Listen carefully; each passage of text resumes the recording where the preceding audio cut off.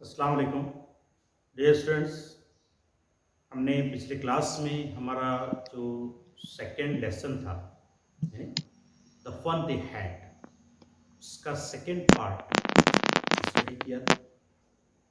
As per that second part we learned about Margie's experience and Tommy's experience about the book and their school teacher and whatever their learning way.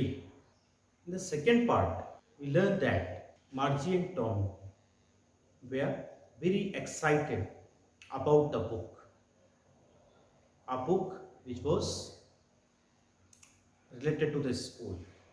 And also we learned how they study, what was the method of their study, and what is their feelings about their school, about their mechanical teacher and their study.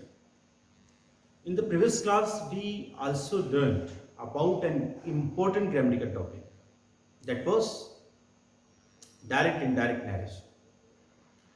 हमने अभी direct indirect narration जो है एक अहम grammar का topic है, जिसके ताल्लुक से अभी सिर्फ हमें इंट्रोडक्शन मिला है। हमने आपको इंट्रोड्यूस किया है उस टॉपिक से, और जिस भी ग्रामर के टॉपिक को हम करने जा रहे हैं, जिसको भी हमने सॉल्व करना है, हमने पिछले क्लासेस में भी बताया है कि ग्रामेटिकल टॉपिक्स को जब आपने करना है, ग्रामर के क्वेश्चंस को जब आपने सॉल्व करना है, तो उससे पहले हमें उसके मकासद क्लियर रहे, उसका पर्पस हमें वाज़ेह रहे कि क्यों हम उस ग्रामेटिकल टॉपिक का यूज़ कर रहे हैं। क्योंकि हम जानते हैं कि ग्रामेटिकल टॉपिक से ग्रामर जो है वो क्या है, या हम क्यों उसको इस्तेमाल करते हैं, for giving some special effect over language. What do we use grammar? We use grammar for making our language, we can say, intelligible and giving some aesthetic sense to our language, हम ये भी कह सकते हैं। अभी यहाँ पर जो हमें क्लियर करना है वो ये कि आज का जो थर्ड पार्ट हम देखने जा रहे हैं, इसमें आज हम अपने टॉपिक को, इस चैप्टर को कंप्लीट करने जा रहे हैं। और प्रीवियस क्लास में हमने जो डायरेक्ट इनडायरेक्ट का एक इंट्रोडक्शन सीखा है, एक इंट्रोडक्शन देखा है क्या कि डायरेक्ट इनडायरेक्ट नरेशन जब हमें क्वेश्चंस आते हैं तो सबसे पहले हमें उन्हें आइडेंटिफाई करना होता है। जिस तरीके से हमने बताया था कि चेंज द वॉइसेस में भी क्या करना है, जब आपको कोई क्वेश्चन या सेंटेंस आता है चेंज करने के लिए, firstly you must be able to identify that. सबसे पहले आपको उसे आइडेंटिफाई कर लेना है। इसी तरीके से जब हम जा रहे हैं डायरेक्ट इनडायरेक्ट करने के लिए, नहीं, उस वक्त भी हमें सबसे पहले ये कंफर्म हो जाए कि ये जो पर्टिकुलर सेंटेंस है वो डायरेक्ट है या इनडायरेक्ट है। अगर डायरेक्ट रहता है तो हमने इनडायरेक्ट करना होता है, और अगर इनडायरेक्ट होता है तो हमने डायरेक्ट करना होता है। अब हमने जो है पिछली क्लास में जो समझा है क्या कि हमारे पास जो नरेशन के दो टाइप हैं, एक है डायरेक्ट नरेशन और सेकेंड वन है indirect narration. As per that learning, we came to know what if we get our sentence indirect, we have to change that into indirect. For that, firstly we have to identify that. For that, I told you what, that if there are some part of that sentence in inverted commas, that is called direct sentence. We have two parts of direct sentence. First one is known as reporting verb, and the second one is known as reported speech. We have discussed everything in the previous class. I am just recapitulating that what reporting verb and reported speech. A part which comes under inverted commas, that is called reported speech, and the part which comes out of the inverted commas, that may be in the beginning, that may be at the end, that may be in the middle, wherever it may come, but it will come out of that inverted commas, that is called reporting verb. It is the basic, we can say, thing which should be cleared by every and each individual for its application. क्योंकि हमने इससे पहले भी कहा है कि जिस वक्त हम ट्रांसफॉर्म करने जा रहे हैं तो हमें सबसे पहले उनकी बेसिक आइडेंटिटी, अब आइडेंटिटी तो हो गई कंफर्म कि भी डायरेक्ट हम किसे कह रहे हैं कि जिस भी पर्टिकुलर सेंटेंस में हमको इन्वर्टेड कॉमर्स वगैरह के साथ दिया गया है और आपसे डायरेक्ट के पॉइंट ऑफ व्यू से कंफर्म किया जा रहा है तो आप कह सकते हैं कि ये आपका डायरेक्ट सेंटेंस है। हमने वो भी बताया था कि भाई क्यों हम इन्हें डायरेक्ट कहते हैं, वो और भी हम ग्रामर की जब हम अलग से कुछ क्लासेस लेंगे उसमें क्लियर करेंगे। यहाँ हमें क्लियर क्या करना है कि बेसिक आइडेंटिटी कंफर्म हो जाए। क्या इन्वर्टेड कॉमर्स में अगर कोई पर्टिकुलर सेंटेंस में इन्वर्टेड कॉमर्स लगे हुए हैं तो हमारा डायरेक्ट सेंटेंस है, नहीं है ऑब्वियसली इनडायरेक्ट है। अब हमने जब डायरेक्ट से इनडायरेक्ट करना है तो पहले डायरेक्ट के अंदर कुछ पार्ट्स हमने कंफर्म कर लेना है जिनके अभी हमने डिस्कस किया है in reporting verb and reported speech. So these are the basic things which should be cleared for its application. Now today we are going to see the last part of the lesson and I suggest you watch it carefully till the end so that you can get the message of the lesson. Now let's begin the lesson. The fun they had, the last part of the lesson, the fun they had.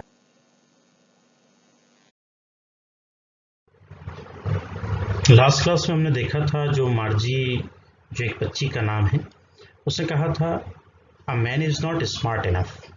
तो उसकी इस बात पे जो Tommy दूसरा character है उस बच्चे ने कहा था my father knows as much as my teacher, यानी मेरे फादर भी उतना ही जानते हैं जितना कि मेरे टीचर। अब यहाँ पे उसके जहन में कौन से टीचर थे, जो उसके पास में कंप्यूटर या रोबोट या मैकेनिकल टीचर थे, तो उसके मुतालिक उसका जहन में ये था कि उसके फादर भी उतना ही जानते हैं। उसी बात को उसने आगे कंटिन्यू किया। आइए देखिए, he knows almost as much I बैशा। यहाँ पे बैशा कॉन्फिडेंटली, यानी उसने कॉन्फिडेंटली कहा कि मुझे यकीन है कि इस बात का, he knows almost as much, यानी वो तकरीबन उतना ही जानते हैं। Margie wasn't prepare to dispute that. Margie इस पर बहस करने के लिए तैयार नहीं थी। She said I wouldn't want a strange man in my house to teach me. उसने कहा आगे कि मैं नहीं चाहूँगी कि कोई अजनबी शख्स मुझे पढ़ाने के लिए मेरे घर में हो। Tommy screamed with laughter. यहाँ पे टॉमी थोड़ा हंसते हुए उसने चिल्लाया, You don't know much, मार्जी। तुम ज़्यादा नहीं जानती हो मार्जी। The teachers did not live in the house. जो टीचर्स होते थे वो घर में नहीं रहते थे। They had a special building and all the kids went there. यानी उनकी एक मखसूस बिल्डिंग हुआ करती थी और तमाम बच्चे वहाँ जाते थे। And all the kids learn the same things. मार्जी ने यहाँ क्वेश्चन किया कि तमाम बच्चे सेम चीज़ जो है वो सीखते थे। श्योर, टॉमी ने रिप्लाई दिया, if they were the same as.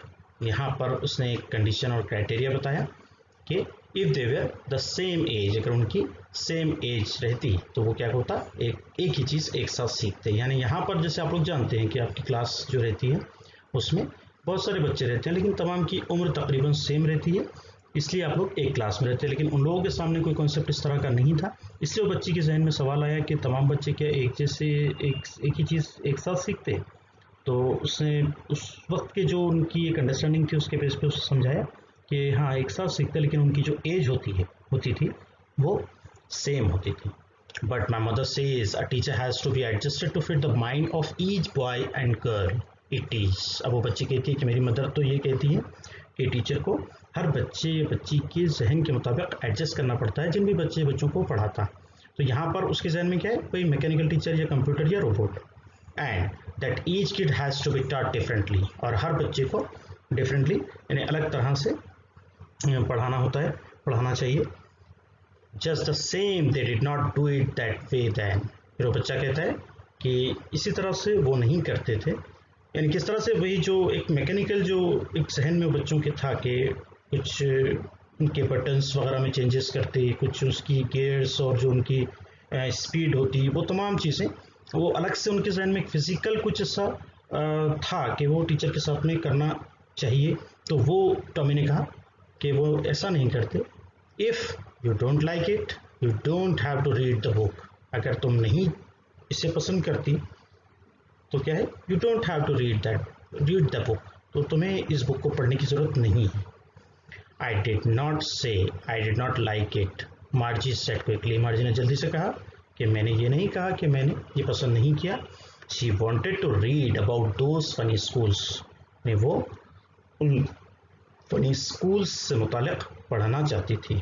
They weren't even half finished when Margie's mother called Margie school, यानी उन्होंने भी आधा भी फिनिश नहीं किया था उसको पढ़ना कि मार्जी की मदर ने आवाज़ दिया और कहा मार्जी स्कूल, यानी स्कूल का वक्त हुआ है, इस तरह से उसने कहा। मार्जी looked up, not yet mama, मार्जी ने ऊपर देखा और कहा नॉट येट, यानी अभी नहीं ममा। नाउ, फिर मदर ने कंटिन्यू किया, said Mrs Jones, and it's probably time for Tommy too, यानी मदर ने बच्ची से तो कहा ही कहा और साथ ही साथ टॉमी से भी कहा इनडायरेक्टली कि probably time for Tommy too, यानी ये अब टॉमी का भी तकरीबन वक्त हो चुका है स्कूल का, यानी इनडायरेक्टली वो ये कहना चाह रही थी कि अब दोनों भी बच्चे अपनी अपनी स्कूल्स में चले जाएं। देखिए question, do you think Tommy likes the school in the olden days, यहाँ पे ये जो है यस नो टाइप क्वेश्चन है और यहाँ हमें पर्सनल रिस्पॉन्स हमने देना है। डू यू थिंक, आपको क्या लगता है, आप क्या सोचते हो कि Tommy likes the schools in the olden days, तो आप इस तरह के क्वेश्चन का आंसर फॉर्म करने के लिए आप क्वेश्चन का सपोर्ट ले सकते हो। I think Tommy likes the school in the olden days, यानी यहाँ पर हमने जो, क्योंकि डायरेक्टली तो यहाँ पे लिखा हुआ नहीं, लेकिन जो जिस इंटरेस्ट से वो बच्चा पढ़ रहा था उसके बेस पर हम कह सकते हैं कि ही लाइक्स। यू मे सी है, yes, I think Tommy likes the school in the olden days. See second question, is Tommy Margie's brother or friend, यानी क्या जो मार्जी टॉमी था और मार्जी का ब्रदर था या friend.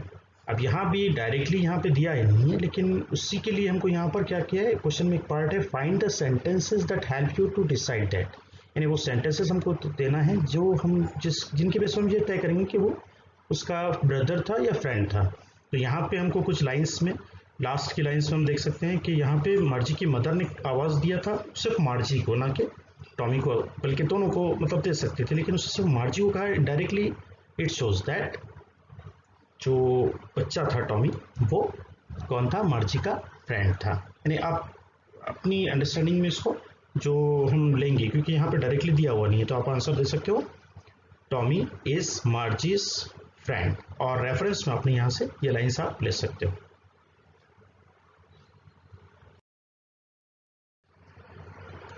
C, Margie said to Tommy, can I read the book some more with you after school, Margie ने Tommy से कहा कि क्या स्कूल के बाद मैं कुछ वक्त तुम्हारे साथ बुक पढ़ सकती हूँ। Maybe he said nonchalantly यहाँ पे इन अ कूल मैनर, यानी थोड़ा सा ठंडे लहजे में कहना, तो उसने कहा मे बी, हो सकता है। ही वॉक्ड अवे विस्लिंग, यानी वो सीटी बजाता हुआ चला गया। द डस्टी ओल्ड बुक टक बीनीथ हिज आर्म, आर्म हम बाजू के लिए इस्तेमाल करते हैं, तो जो डस्टी बुक थी यानी पुरानी जो बुक थी उसको उसने अपने बाजू में या बाजू के नीचे चिमटा लिया। Margie went into the school room, Margie अपनी स्कूल रूम में चली गई। It was right next to her bedroom, जो उसके बेडरूम के बिल्कुल बाजू में था।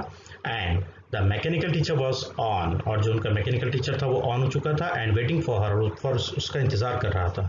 It was always on at the same time every day except Saturday and Sunday, ये हमेशा इस सेम वक्त पर क्या होता, ऑन हो जाता, शुरू हो जाता था, एक्सेप्ट सैटरडे एंड संडे, यानी सैटरडे और संडे को छोड़कर।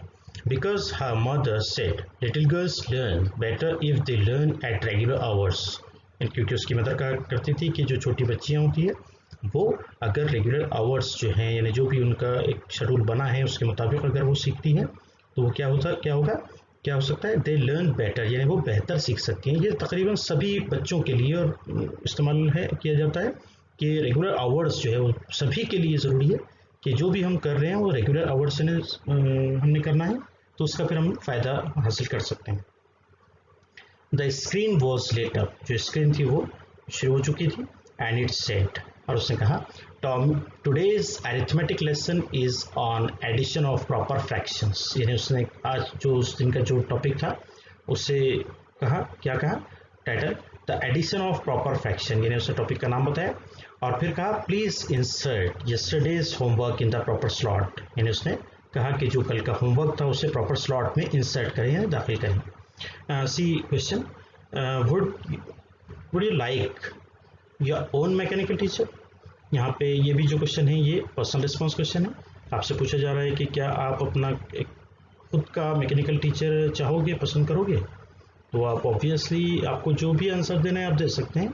यहाँ पे आपको जो भी देना है, अगर आपने नो देना है तो आप स्टार्ट करोगे नो, यू आई में अपना टर्न करना है, नो आई डू नॉट आपको ऐड करना है, लाइक ये आपको माई कर देना है, माई ओन मैकेनिकल टीचर। आप येस भी कर सकते हो, yes I like my own mechanical teacher. You may see here, no I don't like my own mechanical teacher और yes I like my own mechanical teacher। यानी यहाँ पे fully response है, जस्ट पर्पस ये है कि आपने उसको फॉर्म कैसे करना है वो बताना है, और जो भी आपको आंसर देना है वो आपकी चॉइस है, आप दे सकते हो।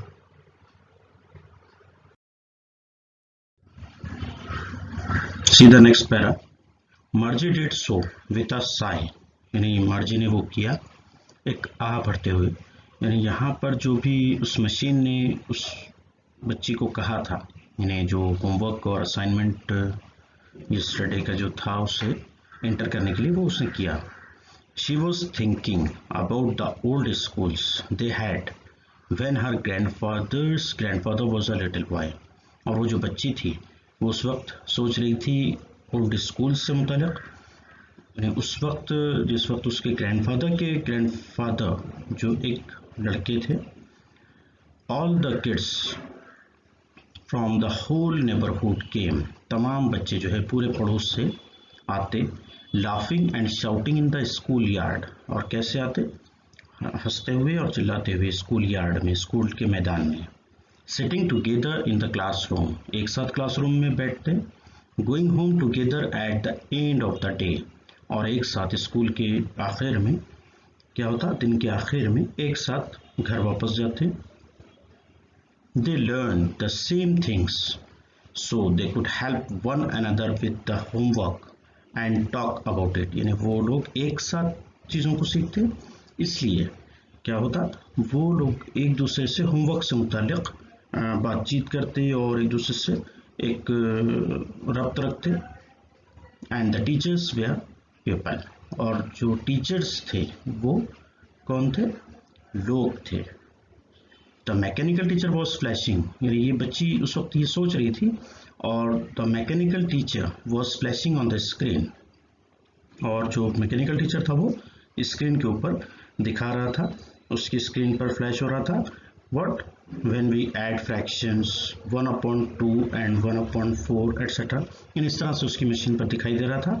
मर्जी was thinking about how the kids must have loved it in the old days, और मर्जी सोच रही थी कि बच्चे उन दिनों को कितना ज़्यादा पसंद करते होंगे। She was thinking about the fun they had, वो सोच रही थी उनके फन यानी मिज़ाह के बारे में जो उनके पास था। यहाँ एक क्वेश्चन है जिसमें आप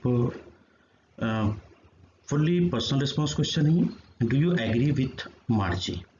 तो यहाँ पर भी आपको जो भी आपका रिस्पॉन्स देना है आप दे सकते हैं।